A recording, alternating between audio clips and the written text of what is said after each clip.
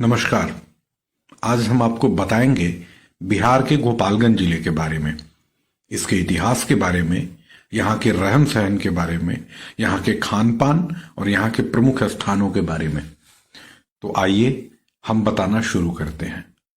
रामायण काल में भगवान श्री राम के भाई लक्ष्मण के पुत्र चंद्रकेतु को इस क्षेत्र का राज्य मिला था। उन्होंने इस क्षेत्र में मल्ल युद्ध करने वाले योद्धाओं को बढ़ावा दिया, जिसके कारण इस भूभाग का नाम मल्ल पड़ा।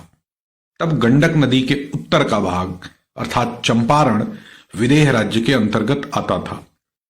महाभारत काल में भी यह क्षेत्र मल्ल महाजनपद के नाम से जाना जाता था। युधिष्ठिर के राजसूय यज्ञ के समय भीम ने मल्ल शासक को पराजित करके इसे अपने राज्य का हिस्सा बनाया था। 11वीं शताब्दी में इस क्षेत्र पर चेरो राजवंश का शासन हुआ, जिसके प्रमाण दिघवा दुबौली में अब भी मिलते हैं। 13वीं शताब्दी के बाद यह क्षेत्र मुस्लिम शासकों के अधीन आ गया। गोपालगंज के आधुनिक इतिहास की बात करें तो यही वह धरती है जहां अंग्रेजों के विरुद्ध पहला स्वतंत्रता संग्राम छेड़ा गया था।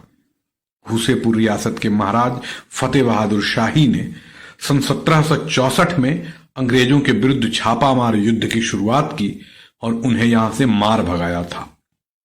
अगले 40 वर्षों तक यह क्षेत्र आजाद रहा।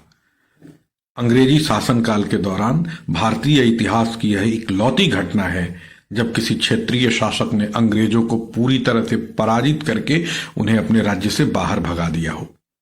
महाराज फतेह बहादुर शाही की मृत्यु के बाद ही अंग्रेज इस क्षेत्र में प्रवेश कर सके थे। भोरे के पास हुसेपुर में महाराज फतेह बहादुर शाही के राजमहल के खंडहर अब भी उस महान काल की गवाही देते हैं।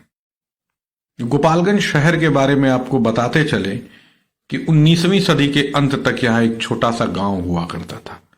फिर हथुआ राज्य ने इस जगह को शहर के रूप में विकसित किया और हथुआ के प्रसिद्ध गोपाल मंदिर के नाम पर इसका नाम गोपालगंज रखा। आजादी के बाद बिहार के सारण जिले का यह हिस्सा बना। फिर 2 अक्टूबर सन 1973 को इसे एक जिले के रूप में मान्यता मिली। जिले के प्रसिद्ध स्थानों की बात करें तो पहला नाम माता भगवती के प्रसिद्ध पीठ थावे का आता है। मान्यता है कि अपने भक्त के बुलावे पर माता कामाख्या से चलकर इस स्थान पर आई थी। भक्तों के बीच यह स्थान बड़ा ही प्रसिद्ध है। देश भर से लोग माता का दर्शन करने आते हैं और नवरात्रि में यहां आने वालों की संख्या लाखों में होती है। यहां बनने वाली मिठाई पणुकिया दुनिया भर में प्रसिद्ध है। इसके अतिरिक्त थावे के निकट लछवार और कुचायकोट के निकट जलालपुर ऐसे स्थान हैं जहां भूत प्रेत का उपचार होता है। यहां रोज ही हजारों की भीड़ होती है। हम और आप भले इस बात पर अविश्वास करें, पर एक ऐसा स्थान है जिसके बारे में यह मान्यता है कि यहां भूतों को महसूस किया जा सकता है। तो यदि आप भूतों को महसूस करना चाहते हो तो जलालपुर या लछवार घूम सकते हैं। गोपालगंज में कुछ ऐसे भी स्थान हैं जो कम प्रसिद्ध हैं पर ऐतिहासिक दृष्टि से अत्यंत महत्वपूर्ण हैं। ऐसा ही एक स्थान है भोरे से 2 किलोमीटर दूर रमगढ़वा का मंदिर और पोखरा। मान्यता है कि यह स्थान महाभारत काल के प्रसिद्ध योद्धा भूरिश्रवा का है।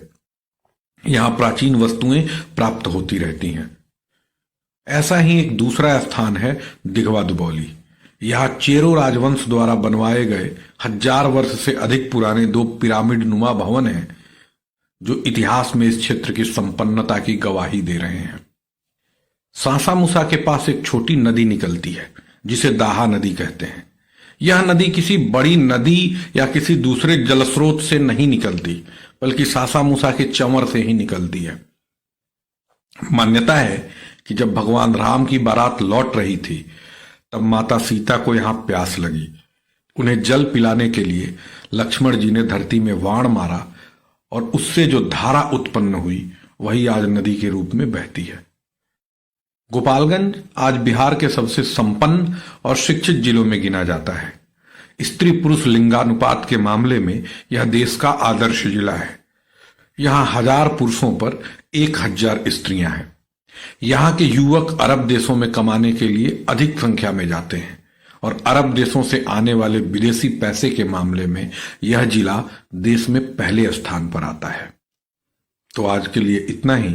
अगले वीडियो में हम किसी दूसरे टॉपिक पर बात करेंगे।